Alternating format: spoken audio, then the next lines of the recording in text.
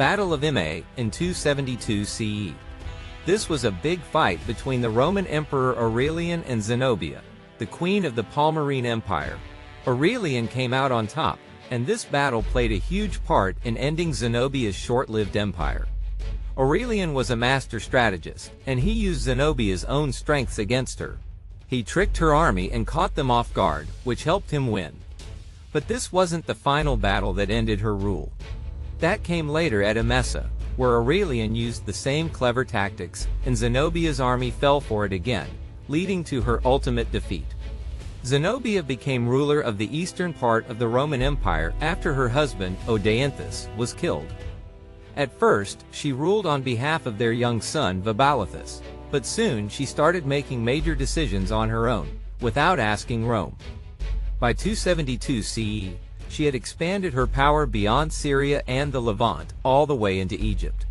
She was even making deals with the Persians when Aurelian finally stepped in to stop her. The reason Zenobia was able to create her own empire had a lot to do with what was happening in Rome at the time. This was during the crisis of the 3rd century, a period from 235 to 284 CE, when Rome was in chaos. There were civil wars, deadly plagues, money problems, and constant invasions by barbarian tribes. Over 20 different emperors fought for power in just 49 years. With Rome struggling, it was easier for leaders like Zenobia in the east and Postumus in the west to take control of their own territories.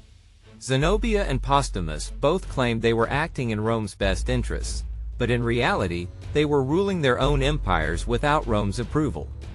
Rome was dealing with so many problems that no emperor had the time or power to bring these breakaway regions back under control.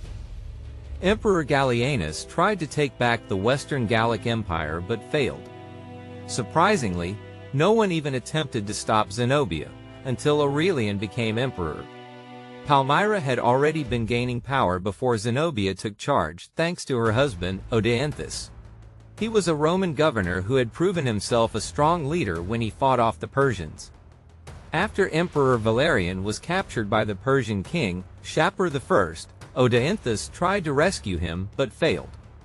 However, he did manage to push the Persians back, which made him a hero in Rome's eyes. To reward him, Emperor Gallienus gave him even more land to govern beyond Syria. But in 266 or 267 CE, Odeanthus was mysteriously assassinated while on a hunting trip. That's when Zenobia took over and ruled in place of her young son. She kept up her husband's policies and maintained a good relationship with Rome, at least at first. Some historians believe Odeanthus wanted to become emperor himself, and after he died, Zenobia might have had the same idea. She was already running things her way in the east while keeping a polite relationship with Rome. Over time, though, she became more independent. Historian Richard Stoneman explains that by 267 CE, Zenobia had fully established herself as the ruler of the East. She lived in a luxurious palace, surrounded by smart advisors, skilled soldiers, and great wealth. With all that power, she was ready to challenge Rome's rule over her territory. Meanwhile, Rome was too busy fighting off invasions from barbarian tribes to pay attention to what she was doing, which gave her the perfect opportunity to grow her empire. Rome's leadership was a mess at this time. After Gallienus was assassinated in 268 CE, the next two emperors, Claudius II and Quintillus, didn't last long. In the middle of this chaos, Zenobia made her move.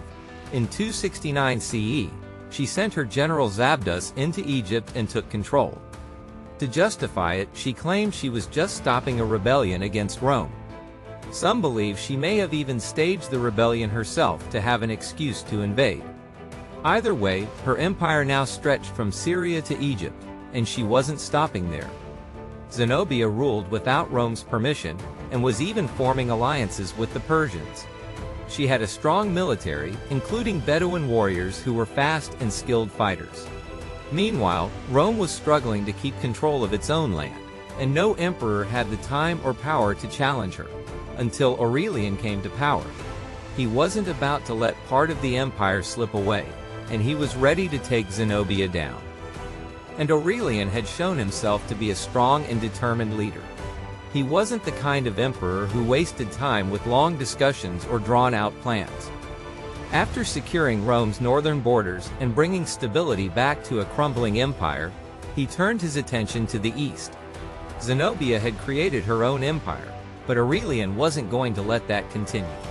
There was no negotiation, just a straightforward march toward Palmyra, defeating anyone who stood in his way. As Aurelian's army moved through Asia Minor, they crushed cities that stayed loyal to Zenobia. But when they reached Tyana, Aurelian made a different choice. He spared it.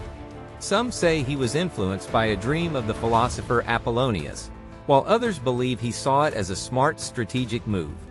Either way, the result was the same. Other cities quickly surrendered, realizing it was better to give in than be destroyed.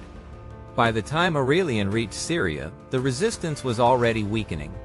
Zenobia's top general, Zabdas, set up his forces near Antioch, confident that his heavily armored cavalry could defeat the Romans. This strategy had worked before, but Aurelian was a different kind of opponent. He saw the weakness in their plan and set a trap. When the Palmyrene cavalry charged, Aurelian's troops pretended to retreat. Thinking they had the Romans beaten, Zabdas' forces chased after them, only to be caught off guard when the Romans suddenly turned and attacked. The Palmyrene cavalry, now exhausted and unprepared, was crushed. What started as a strong attack ended in a devastating loss for Zenobia's army. After the defeat at Immae, Zenobia and her remaining troops retreated to Emesa. But Aurelian didn't give them a chance to recover. He caught up with them and used the same trick again. This time he also armed his infantry with heavy clubs, which proved deadly against the Palmyrene soldiers.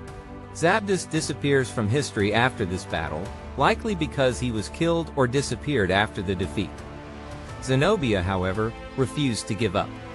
She fled toward Palmyra with her son, hoping to escape Aurelian's army. But Aurelian was too fast. He followed her all the way back to Palmyra, determined to end the war. The details of her capture are unclear. Some say Roman cavalry caught her on the road, while others claim she was taken inside the city. Either way, Zenobia was now Aurelian's prisoner. Some stories say she was paraded through Rome in golden chains, though that might be an exaggeration. What is known is that she was taken to Rome, where she spent the rest of her life in comfort. Her empire was no more. With Palmyra under his control, Aurelian thought the matter was settled. But shortly after, the city rebelled again. This time, he showed no mercy. He returned and crushed the uprising, leaving Palmyra in ruins as a warning to anyone else who might think of defying him. Aurelian didn't stop there. He then turned west and defeated the Gallic Empire, reuniting Rome under one ruler. He had restored the empire's borders and brought back stability. But before he could finish his work, his own commanders, fearing for their lives due to a misunderstanding, assassinated him. If Aurelian had lived longer, he might have been the one to completely end the crisis of the 3rd century. His victories at Immae and Emesa weren't just battles, they proved that Rome was still strong despite years of chaos. In the end, it took another 9 years before Emperor Diocletian finally restored order, building on the foundations that Aurelian had laid.